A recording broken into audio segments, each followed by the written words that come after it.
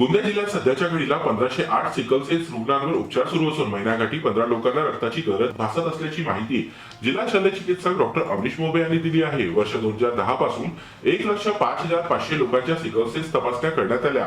यात 15,275 वाहक तर 1508 सिकल सेल ग्रस्त रुग्ण आढळून आले असून या सर्व रुग्णांना मोफत औषध उपचार व रक्तपुरवठा तसे समुपदेशन आरोग्य विभागाच्या वतीने करण्यात येत आहे।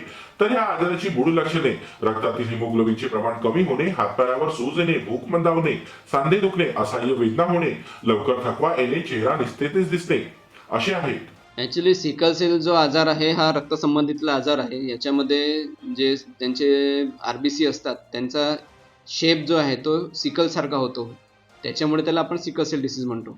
त्याच्यामध्ये दोन प्रकार असतात। वाहक म्हणजे ज्याला आपण AS पॅटर्न म्हणतो ते आपल्याकडे 15,275 आहेत आणि SS पॅटर्न म्हणजे ज्याला आपण ग्रस्त म्हणतो त्याला 1508 आहेत। तर त्याच्यामध्ये कसं राहते, जे ग्रस्त राहतात त्यांना वारंवार रक्ताची गरज पडू शकते आणि त्यांना बाकीच्या त्रास जो राहते तो पण होत राहते। तसंच जे आपले वाहक असतात त्यांना सिकल सेलचे वेगवेगळे क्रायसिस राहतात। 4 प्रकारचे मेजर क्रायसिस राहतात। एक आपण वेझो ऑक्लुसिव्ह क्रायसिस म्हणतो, ज्याच्यामध्ये शरीराचं पाणी कमी होल्यामुळे त्यांना हातपाय दुखणं, छाती दुखणं, पोटात दुखणं चालू राहते। त्यांना IV फ्लुइड आणि बाकीचा उपचार केला का ते दुखणं कमी होते। दुसरं राहते सिक्वेस्ट्रेशन क्रायसिस, ज्यांच्या की मध्ये त्यांच्या स्प्लीनमध्ये सगळं रक्त जमा होते, स्प्लीनचा साईज एकदम रॅपिडली वाढतो आणि त्यांच्या पूर्ण शरीरात रक्त कमी होऊन जाते, त्यांना रक्त देण्याची फार आवश्यकता असते।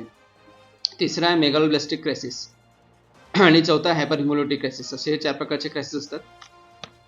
तर असे आपल्याकडे एकूण 15,275 आणि 1508 एवढे रुग्ण आहेत। राष्ट्रीय सिकल सेल निर्मूलन कार्यक्रमाअंतर्गत 11 ते 17 डिसेंबर 2024 दरम्यान गोंदिया जिल्ह्यात सिकल सेल आजार जनजागृती सप्ताह जिल्ह्यातील आरोग्य संस्थांमध्ये साजरा करण्यात आला। या जिल्ह्यातील सर्व आरोग्य संस्था स्तरावर सिकल सेल आजाराची तपासणी व मार्गदर्शन शिबिराचे आयोजन करण्यात आले होते। जास्तीत जास्त लोकांनी आपल्या सिकल सेलची रक्त तपासणी जवळच्या प्राथमिक आरोग्य केंद्रात किंवा ग्रामीण रुग्णालय, उपजिल्हा रुग्णालयात जाऊन करण्याच्या सूचना जिल्हा शल्यचिकित्सक डॉक्टर अमरीश मोबे, जिल्हा आरोग्य अधिकारी नितीन वाडखेने, सिकल सेल तज्ञ अधिकारी डॉक्टर सुवर्णा हुबेकर यांनी केल्या होत्या।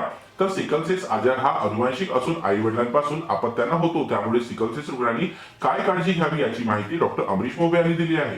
काउन्सिलिंगमध्ये आपण सिकल सेल AS पॅटर्न जर असेल तर त्यांनी नॉर्मल व्यक्तीसोबत लग्न करावं, AS पॅटर्नने AS किंवा ASS सोबत लग्न करू नये अशा प्रकारच्या सूचना देतो, जेणेकरून हा हळूहळू पुढच्या येणाऱ्या 2 पिढीमध्ये आपण हा आजार संपवू शकतो।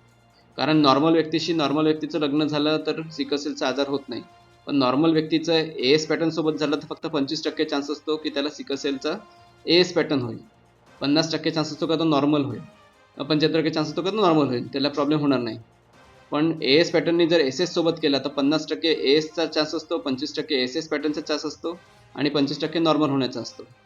त्याच्यामुळे आम्ही काउन्सिलिंगमध्ये हेच सांगतो का जो कोणी वाहक असेल त्यांनी साधारण ज्याचं म्हणजे जो सिकल सेलचा नसेल ज्याला, अशा माणसासोबत लग्न करावं, जेणेकरून हा पुढच्या पिढीत आणि मग त्याच्या पुढच्या येणाऱ्या पिढीमध्ये पुन्हा आपण त्याचा नायनाट करू शकतो। या आजारावर उपचार नाही, मात्र आजाराच्या गंभीर त्रासावर नियंत्रण ठेवता येते। सिकल सेल रुग्णांना तज्ञ डॉक्टरांकडून नियमित तपासणी व रक्त चाचणी आवश्यकता असते। फॉलिक ऍसिडच्या गोळ्या नियमित घेणे, सोडियमच्या गोळ्यांचे सेवन महत्वाचे असते। भरपूर पाणी पिणे, दररोज 8 ते 20 ग्लास पाणी पिणे, वेदनानाशक गोळ्या, नियमित तपासणी व सल्ला घेणे, गरज भासल्यास रक्त संक्रमण करणे, समतोल आहार घेणे, आहारात विविधता ठेवावी, दिवसातून 3 वेळा आहार घ्यावा, मासे, अंडी, संत्री, हिरव्या भाजीपाला, मोड आलेली कडधान्य, रोग झिंक असलेले पदार्थ खाणारे रुग्ण या आजारावर नियंत्रण मिळवू शकतात।